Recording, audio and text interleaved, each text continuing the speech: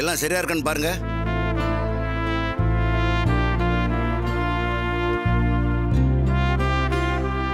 Sir. சரிங்க. வாங்க தம்பி. நீங்க தான் புதுசா வந்திருக்கிற எஸ்ஐ இல்லையா? ஆமா சார். உங்க பேர் என்ன? மாரிச்சாமி. என்னையா அது?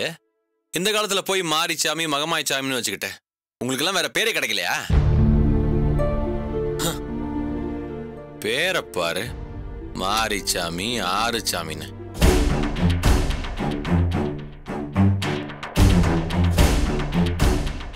டேய் ஐயா, குத்த வச்சுக்கோறா. விருந்துக்கா வந்திருக்க? ராஸ்கல், பிச்சிருவோம் பிச்சு.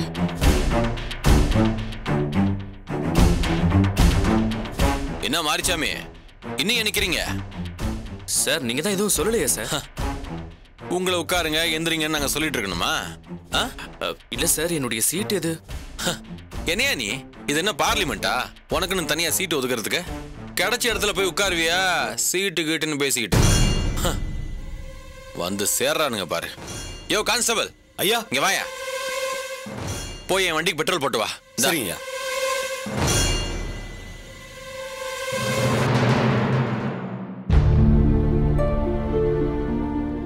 வணக்கம் சார். Sorry sir. ஐயோ என்னங்க நீங்க வயசுல பெரியவரு, நீங்க போய் என்ன சாருன்னு சொல்லிக்கிட்டு? இல்ல சார், என்ன இருந்தாலும் நீங்க எஸ்ஐ, நான் ஏட்டு, அதான். அண்ணே அதெல்லாம் ஒண்ணும் இல்ல, நீங்க என்ன தம்பினே கூப்பிடலாம். இன்ஸ்பெக்டர் அப்படி பேசிட்டாருன்னு மனசுல எதுவும் வச்சுக்காதீங்க தம்பி. அவரும் நல்ல கேரக்டர் தான். இப்படி எல்லார்ட்டையும் பேசி பேசியே கடைசியா போலீஸ்காரன் பொண்டாட்டிட்டு கூட இப்படியே பேச மாதிரி ஆயிடுச்சு தம்பி. என்ன பண்றது, நம்ம பொழப்பு அந்த மாதிரி. என்னென்ன சொல்றீங்க? நான் போலீஸ்னா கம்பீரமா நல்ல மிடுக்கா இருக்கணும்னு நிறைய கனவோட இங்க சேர்ந்திருக்கேன் தம்பி. இந்த மிடுக்கு கனவுகளோட எல்லாம் 1001 போலீஸ்காரன் தான் உங்களை மாதிரி வருவான். அதுவும் வந்த வேகத்திலே அவனை கரப்ட் ஆக்கிடுவாங்க. அதனால நீங்க என்ன பண்றீங்க, உங்க கனவு எல்லாத்தையும் தூக்கி ஓரம் கட்டிட்டு முதல்ல போலீஸா இருக்க பாருங்க. அண்ணா நான் இப்பவும் போலீஸ் தானே. போலீஸுக்குன்னு சில வரமுறை இருக்கு தம்பி. ட்ரைனிங்ல நல்ல ரேங்க் எடுத்துட்டு வந்திருக்கேன். அதெல்லாம் படிச்சுட்டு வந்து அதே மாதிரி போலீஸா இங்க இருக்குன்னு நினைக்காதீங்க தம்பி. அந்த மாதிரிலாம் இருக்க முடியாது. போங்க, உள்ள சாமி படம் இருக்கு, போய் கும்பிட்டுட்டு உங்க சீட்ல போய் உட்காருங்க.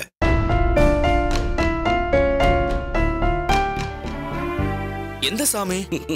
ஆறுச்சாமி. என்ன தம்பி இப்படி கேக்குறீங்க? இல்லண்ணே, சாமி இருக்கா? ஓ, நீங்க நாட்டிகம் பேசுற ஆளா? சாமி இல்லைன்னு சொல்றவங்களா? ஐயோ அப்படி சொல்ல வரலண்ணே. போலீஸ் ஸ்டேஷன்ல கூடவா சாமி போட்டோ வச்சிருப்பாங்க? நீங்க வேற தம்பி, பல சாமியாருங்க இங்க தானே வந்துட்டு போறாங்க. அதனால எல்லா சாமியோட போட்டோ இங்க இருக்கு. போங்க, போய் நம்பிக்கை இருந்தா கும்பிட்டு வாங்க. இல்லையா அதான் உங்க சீட்டு, அங்க போய் உட்காருங்க. சரிண்ணே. ஏதாவது டீ காஃபி வாங்கிட்டு வரட்டுமா தம்பி? பரவாயில்லண்ணே, வேண்டாம். வணக்கம் இன்ஸ்பெக்டர். வணக்கம். சொன்னேன் அந்த பையல பிடிச்சிட்டீங்களா? பிடிச்சாச்சு. உள்ளதான் இருக்கான். நல்ல வேலை பண்ணீங்க. வாங்க. ரொம்ப நன்றி. இருக்கட்டும். வாங்க. இவன் தானே பாருங்க. ஆமா. என்ன? இவனே தான். 10 சவரன் வீடு புகுந்து திருடி இருக்கான். இவனை ஒண்ணும் பண்ணாம ராஜோபச்சாரம் பண்ணிக்கிட்டு இருக்கீங்க. இல்ல சார், உங்களை கேட்டு பண்ணலாம் தான். என்கிட்ட என்னத்த கேக்குறது? வெளுங்க சார் அவனை. சொல்லிட்டீங்கல்ல, இப்ப பாருங்க. டேய் வாடா. உண்மையை சொல்லு. நீ தான் திருடுன? உண்மையை சொல்லு. திருடுனியா இல்லையா? சொல்றா. உண்மையை சொல்லு. திருடுனியா இல்லையா? திருடுனல்ல? உண்மையை சொல்லு. உண்மையை சொல்ல விட்டுறியா? உண்மையை சொல்றா. திருடுனியா இல்லையா? உண்மையை சொல்றா. சொல்லிடுறேன்.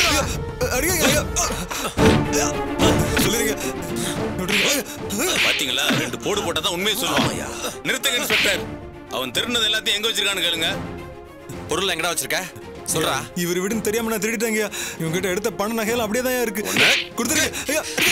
உட்கார்றா. உட்கார். முட்டி போடு. கை கட்டு. வச்சிருவோம் உன்னை. 4 போடு போட்டாதான் சார் சொல்லுவானுங்க. பொருள் கிடைச்சிரும்ல. சாயந்தரத்துக்குள்ள எதை எங்கெங்க வச்சிருக்கான்னு விசாரிச்சிடறோம். போயிட்டு சாயந்தரம் வாங்க. என்னது? ஒண்ணும் இல்ல, இது பையில வச்சுக்கோங்க. சும்மா இருங்க சார். ஸ்டேஷன்ல எல்லாம் கேமரா வச்சிருக்காங்க, எல்லாம் வாட்ச் பண்ணிட்டு இருக்காங்க. நீங்க வர எந்த நேரத்துல ஏட்டு அனுப்பி வைக்கிறேன், வெளியே வச்சு கொடுத்து அனுப்புங்க. அதான பார்த்தேன். நீங்களாவது திருந்துறதாவது. ஏட்டியா வாங்க. வாங்க ஏட்டு.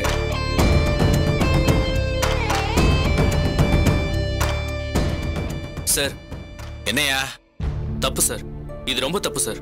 எது சார் சட்டப்படி இந்த மாதிரி ஒருத்தர் அடிக்க கூடாது சார். வேற? அது வந்து லாக்அப்ல அவரோட உயிர் போயிடுச்சுன்னா? யோ போயா, சும்மா தமாஷ் பண்ணிக்கிட்டு. இன்னைக்கு தான் வந்திருக்க, இன்னும் டியூட்டியில கூட ஜாயின் பண்ணல, அதுக்குள்ள எனக்கே வந்து அட்வைஸ் பண்றியா? என் எக்ஸ்பீரியன்ஸ் என்னன்னு தெரியுமா உனக்கு? போ, எங்களுக்கு தெரியாத சட்டமா? போ போய் உட்கார், போ. வந்துட்டான்.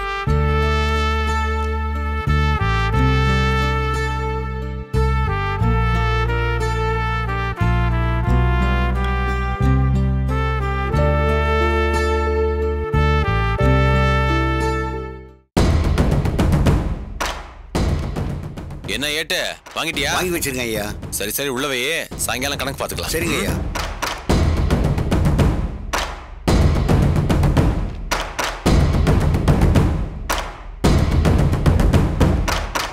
வணக்கங்க. என்னையா கான்ஸ்டபிள், ஏரியா ரவுண்ட்ஸ் எல்லாம் முடிச்சு வந்துட்டியா? இன்னைக்கு எவ்வளவு கலெக்ஷன் ஆச்சு? 842 ரூபாயா? என்னது, என்ன இவ்வளவு கம்மியா வாங்கிட்டு வந்திருக்க? அவ்வளவுதான் கொடுக்குறாங்க ஐயா. நீ போய் கெஞ்சிட்டு இருந்திருப்ப, நல்லா மிரட்டி வாங்கணும்யா. இனிமே ஸ்ட்ரிக்டா சொல்லிடு, 50 ரூபாய்க்கு கம்மியெல்லாம் வாங்க முடியாதுன்னு. என்ன பிச்சையை எடுக்கிறோங்க? உங்களை எல்லாம் வச்சுட்டு ஒண்ணுமே பண்ண முடியாதுயா. இந்த ஸ்டேஷன் விட்டு வேற ஸ்டேஷன் போயிடலான்னு பார்த்தா அதுக்கே பெரிய அமௌண்ட் கொடுக்க வேண்டியதா இருக்கு. 842 ரூபாய் கலெக்ஷன் பண்ணிட்டு வந்துட்டாரு பெரிய இவன் மாதிரி. இனிமே 2000 ரூபாய் குறையாம வரக்கூடாது, புரியுதா? சரிங்க ஐயா. போ.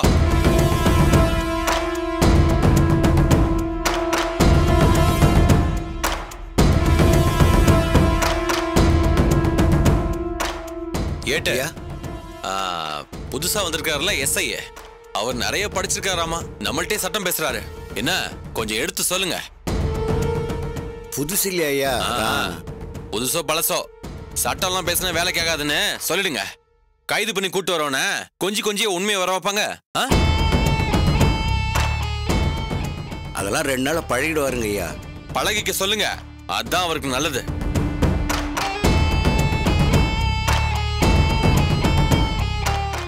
Sir biryani sir. நீ சாப்பிட்டியா? நான் சாப்பிட்டேன். இந்த நீ போய் சாப்பிட்டோம், சரியா? சீக்கிரம் சாப்பிட்டு வந்துரு. என்ன போ போ போ.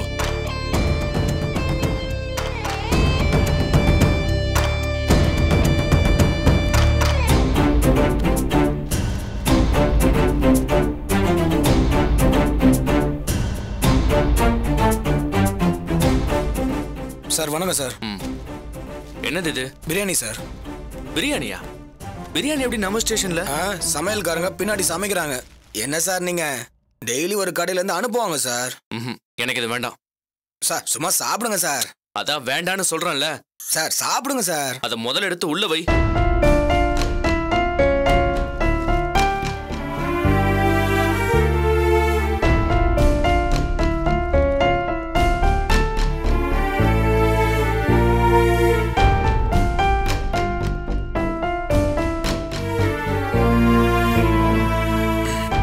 ஐயா அவர் வேணான்னு சொல்லிட்டாரியா? ஏன், என்னவா? தெரியலங்கய்யா. மனசாட்சி உறுத்திருக்கும் போல இருக்கு. நானும் முறை வேலைக்கு வந்தப்ப இப்படிதான் இருந்தேன், போக போக சரியாயிடுச்சு. ஐயா நான் வேணும், நான் வேற கடையில வாங்கிட்டு வரட்டுமா? யோ சும்மாரியா, இன்னைக்கு ஏதோ சாப்பிடாம இருக்காரு, அதுக்காக டெய்லியும் சாப்பிடாம இருந்துருவாரா? நாளைக்கு நமக்கு முன்னாடி லெக் பீஸ் கேட்பாரு. போ போய் வேலையை பாரு. எத்தனை பேரை பார்த்துருப்போம்.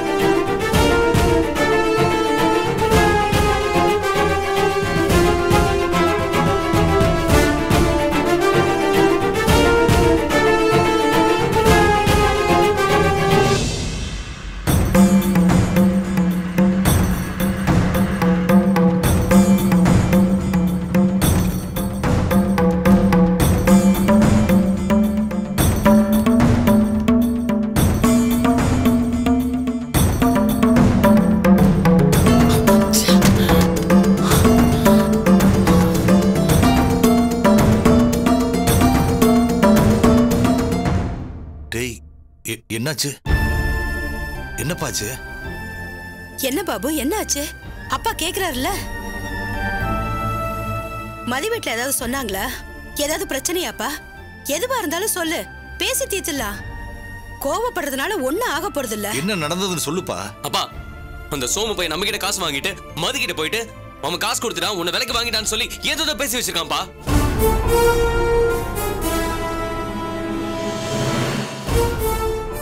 விஷயம் மதிக்கு தெரிஞ்ச உடனே என் மேல கோவப்பட்டு எதுக்கு பணம் கொடுத்தீங்கன்னு கத்த ஆரம்பிச்சிட்டாப்பா. ஏப்பா நீ பணம் கொடுத்த விஷயத்த மதிக்கிட்ட சொல்லவே இல்லையா? இல்லப்பா, தெரிய வேணாம்னு நினைச்சேன். தெரிஞ்சா டென்ஷன் ஆயிருப்பா. எதுக்கு இப்ப போய் சொல்லிக்கிட்டு மெதுவா அப்புறமா சொல்லிக்கலாம்னு பார்த்தேன்ப்பா. இங்க பாரு பாபு, இந்த மாதிரி விஷயத்துல மறைக்கவே கூடாது. இந்த விஷயம் இல்ல, பொதுவா எந்த மாதிரி விஷயமா இருந்தாலும் கட்டிக்க போறவ கிட்ட மறைக்கவே கூடாது. நீ இத சொல்லி இருந்தா பிரச்சனையே இல்ல. இப்ப மதி கோவப்பட்டு என்ன சொல்ல போறான்னு தெரியலையே. அம்மா அதெல்லாம் நான் பேசிட்டேம்மா. ஆனா இந்த சோமு துரோகியா இருக்காமா. நான் நினைச்சதை விட ரொம்ப மோசமான ஆளா இருக்கான். என்னப்பா நீ, நாங்க தான் அன்னைக்கே சொன்னோம்ல, இது ஒரு தடவையோட நிக்காது, திரும்ப திரும்ப பணம் கேட்டு தொல்லை பண்ணுவான்னு. இப்ப என்ன பண்றது? இங்க பாரு, நான் திரும்பவும் சொல்றேன், பணம் போனா போயிட்டு போகுதுப்பா. அவன் ஏதாவது பிரச்சனையை கிளப்பி நம்மளை அசிங்கப்படுத்தி கல்யாணத்தை நிறுத்தணும்னு நினைச்சான்னா அப்புறம் தேவையில்லாம நமக்கு மன கஷ்டம் வந்துரும்ல. ஆமாப்பா, மதியோட மனசு நோகிற மாதிரி நாம நடந்துக்கலாமா? அம்மா இப்ப நான் மதிக்கிட்ட பேசி சரி பண்ணிட்டேம்மா. ஆனா இவன் விஷயம்தான் எனக்கு என்ன பண்றதுனே தெரியல. அதுக்கு தான் நான் அப்பவே சொன்னேன், போலீஸ்ல சொல்லி அவனை உள்ள தூக்கி வச்சிடலான்னு. ஒரு நிமிஷம் இருங்கப்பா.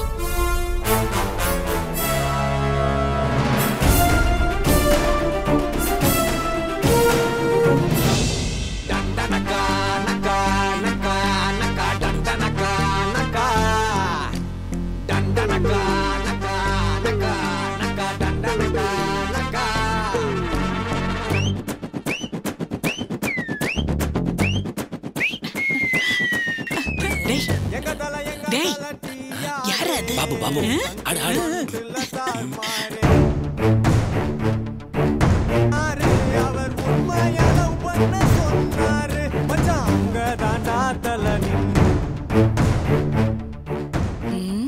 என்னம்மா கட் பண்ணிட்டான்? பாதி டான்ஸ்ல இப்படி பண்றானே, இவெல்லாம் உருப்படவே மாட்டாமா? சரி பரவாயில்ல விடுற, மறுபடியும் பண்ணதான் போறான். யாருக்கு இப்ப போன் பண்ற? சோமுக்கு தான்ப்பா.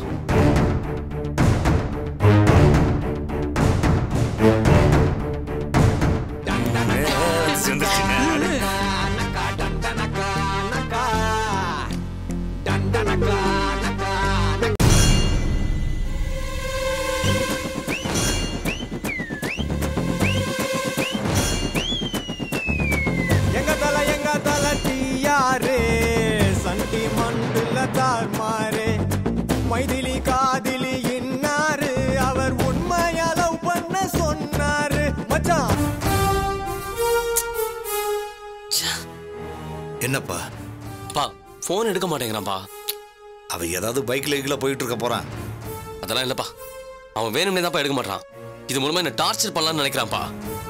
சரிப்பா, இதுக்கு மேல அவனை விட்டு வைக்கணுமா சொல்லு, தூக்கி உள்ள வச்சிருவான். என்ன சொல்ற? ஆமாப்பா, நான் கூட ரொம்ப யோசிச்சேன். அவனெல்லாம் விடக்கூடாதுப்பா. உங்களுக்கு தெரிஞ்ச இன்ஸ்பெக்டர் இருக்கார்ல, அவருக்கு ஃபோன் பண்ணலாம்ப்பா.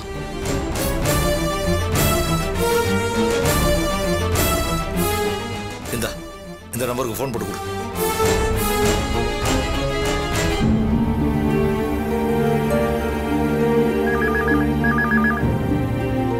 ரிங் போதுப்பா. ஹலோ, வணக்கம் சார், நான் கலிதீர்த்தான் பேசுறேன். சொல்லுங்க கலிதீர்த்தான், எப்படி இருக்கீங்க? நான் நல்லா இருக்கேன் சார். அப்புறம் ஒரு சின்ன பிரச்சனை. சொல்லுங்க, என்ன பிரச்சனை? அது ஒன்றும் இல்லை, என் பையன் செகண்ட் மேரேஜ் விஷயமா உங்ககிட்ட ஏற்கனவே சொல்லியிருந்தேன்ல. ஆமாம் சொல்லியிருந்தீங்க, திரும்ப கூப்பிட்றேன்னு சொன்னீங்க, ஃபோன் பண்ணவே இல்லையே. ஆமாம் சார், முதல்ல வேணான்னு தான் யோசித்தோம். இப்போ அந்த பையன் ரொம்ப குடைச்சல் கொடுக்குறான் சார். நீங்கள் சொன்னது மாதிரி அவனை தூக்கி ஒரு 10-15 நாள் உள்ளே வச்சிட்டோம்னா நாங்கள் ஸ்மூத்தாக கல்யாணத்தை முடிச்சிடுவோம். ஐயோ, என்ன கலிதீர்த்தான் இப்போ வந்து சொல்கிறீங்க?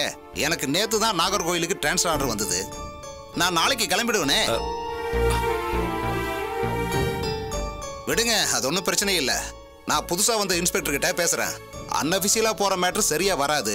ஏன்னா இப்போல்லாம் ரொம்ப யோசிக்கிறாங்க, அதை யாரும் பண்ணணும்னு நினைக்கிறது இல்லை. அதுவும் இல்லாமல் நான் இருந்தால் உங்களுக்கு ஈஸியாக பண்ணி கொடுத்துருவேன். இப்போ நான் அவங்ககிட்ட போய் அன்அஃபிஷியலாக பண்ணி கொடுங்கன்னு சொல்ல முடியாது இல்லையா? நீங்கள் ஒன்று பண்ணுங்க, உங்கள் மருமக கிட்ட நான் சொல்கிற மாதிரி ஒரு கம்ப்ளைண்ட் எழுதி வாங்குங்க.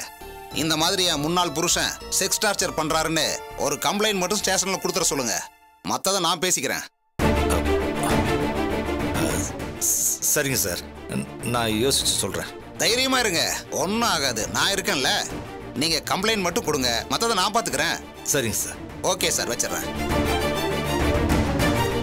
என்னப்பா என்ன சொல்றாரு?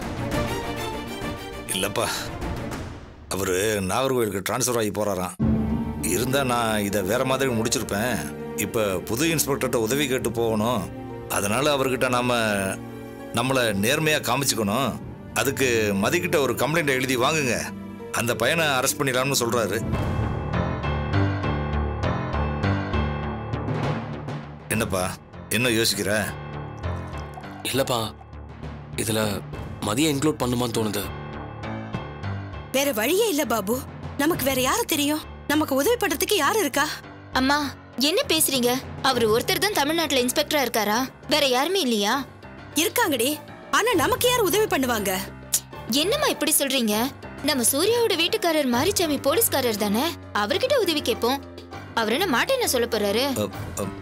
பரவாயில்லையே, இது நல்ல யோசனையாவில் இருக்கு. அவர்கிட்ட கேட்டு பார்ப்போம். அதெல்லாம் ஒண்ணு வேண்டாங்க.